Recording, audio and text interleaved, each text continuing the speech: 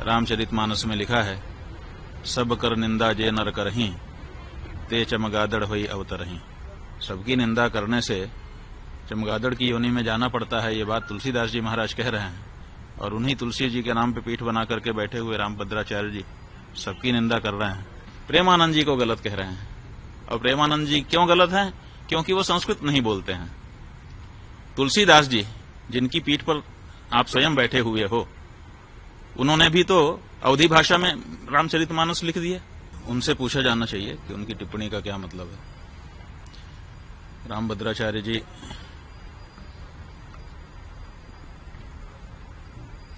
सबकी निंदा करते हैं। पूरी के शंकराचार्य के बारे में कहा है कि रामचरितमानस में तुलसीदास जी ने जिस तुलसी पीठ पर वो बैठे हैं, उसी तुलसीदास जी महाराज ने रामचरितमानस में लिखा है, सब कर निंदा जे नर करहीं, ते चमगादड़ होई अवतरहीं। तो सबकी निंदा करने से चमगादड़ की योनि में जाना पड़ता है, ये बात तुलसीदास जी महाराज कह रहे हैं।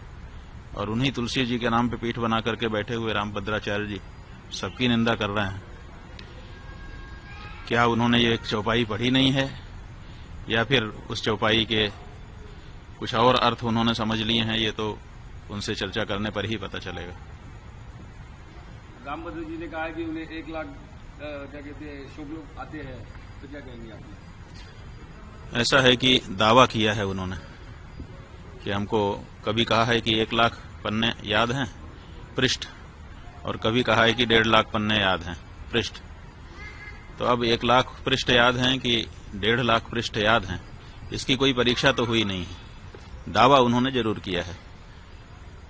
उन्होंने 3 दावे, वैसे तो अनेक दावे किए हैं, लेकिन 3 प्रमुख दावे हैं। एक उनका दावा है कि मुझे 1.5 लाख पृष्ठ याद है, कंठस्थ है। दूसरा उनका दावा है कि हमको 23 भाषाएं आती हैं। और तीसरा उनका दावा है कि मैंने राम जन्मभूमि में जो गवाही दी उसके कारण फैसला हो गया। लेकिन इन तीनों दावों की पुष्टि अभी नहीं हुई है, क्योंकि 1.5 लाख पृष्ठ उनके कंठ में हैं, कभी परीक्षा तो हुई ही नहीं है, तो बिना परीक्षा के दावा ही है। इसलिए हम चाहेंगे कि 1.5 लाख पृष्ठ कौन कौन से हैं उनको निकाल के एक जगह पे रखें, और फिर लोगों को आमंत्रित कर दें कि आइए, जिसको किसी भी प्रश्न से पूछना हो हमसे पूछिए, हमको सब कंठस्थ है।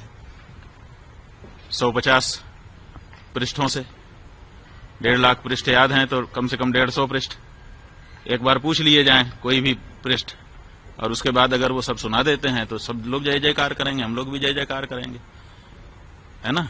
ये विश्व के लिए बड़ा अचंभा होगा कि हमारा एक संत 1.5 लाख पृष्ठ कंठस्थ करके बैठा है।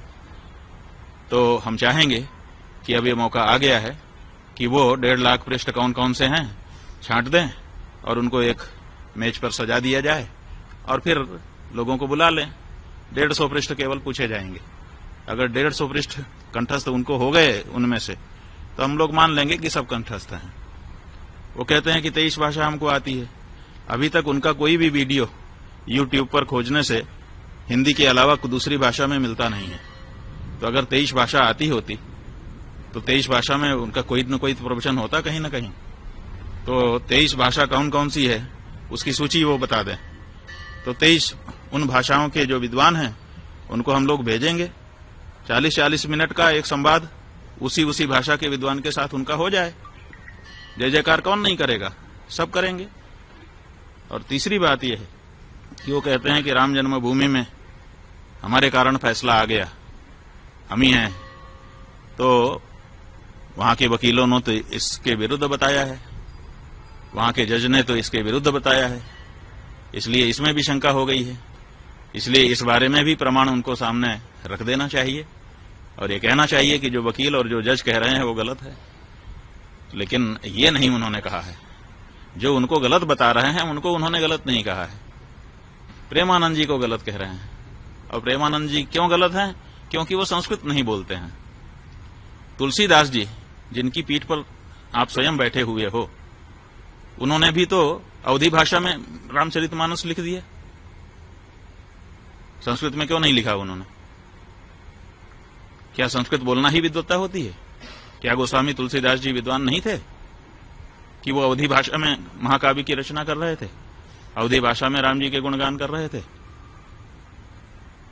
अगर संस्कृत में बोलना ही विद्वत्ता है तो इस सिद्धांत के अनुसार तो तुलसीदास जी भी विद्वान नहीं आपकी दृष्टि में होंगे, क्योंकि उनका तो सारा का सारा साहित्य, चाहे वो बरवे रामायण हो, चाहे वो गीतावली हो, चाहे कवितावली हो, चाहे हनुमान चालीसा हो, चाहे बजरंग बाण हो, छोटे से छोटा बड़े से बड़ा रामचरितमानस, सब कुछ अवधी भाषा में है, संस्कृत में नहीं है। तो क्या तुलसीदास जी विद्वान नहीं थे? तो ये जो परिभाषा आप लेकर के आए और हमने ये पूछा है कि आप ये बताइए, प्रेमानंद जी महाराज दिन भर राधे राधे श्याम श्याम कह रहे हैं, तो राधे राधे श्याम श्याम ये जो शब्द हैं ये संस्कृत भाषा के हैं कि नहीं, और संबोधन विभक्ति में हैं कि नहीं? और जब संबोधन विभक्ति से अपदम न प्रयुंजित, अपद नहीं बोलना चाहिए, और वो उसको पद बना करके संबोधन विभक्ति में ढाल करके अगर दिन भर उच्चारण कर रहे हैं तो आपसे ज्यादा संस्कृत तो वो बोल रहे हैं। आप कितनी देर संस्कृत बोलते हैं दिन भर में, बताइए? केवल प्रवचन में जहां उदाहरण देने का अवसर आता है, कुछ श्लोक आप बोलते हैं, उतना ही तो संस्कृत आपके द्वारा बोला जाता है, और वो दिन भर राधे राधे श्याम श्याम रटते हैं, जो कि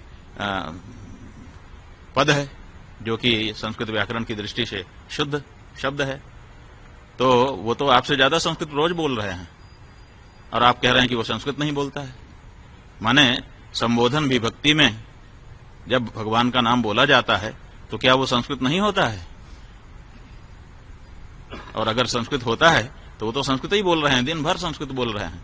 आप उनको क्यों कह रहे हैं कि वो संस्कृत नहीं जानते हैं?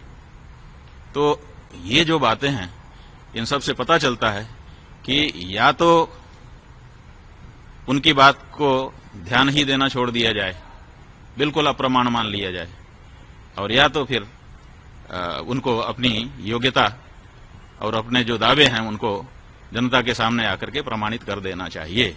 हम कहना चाहेंगे, वो पुरी के शंकराचार्य जी को कहते हैं कि वो संस्कृत नहीं बोलते हैं। संस्कृत नहीं बोलते, कोई इच्छा से बोलता है? भाषा जो है वो विवक्षाधीन होती है। विवक्षा का मतलब होता है बोलने की इच्छा। हमको इच्छा होगी तो हम बोलेंगे, इच्छा नहीं होगी नहीं बोलेंगे। कोई हमको जबरदस्ती करेगा कि तुम यही बोलो?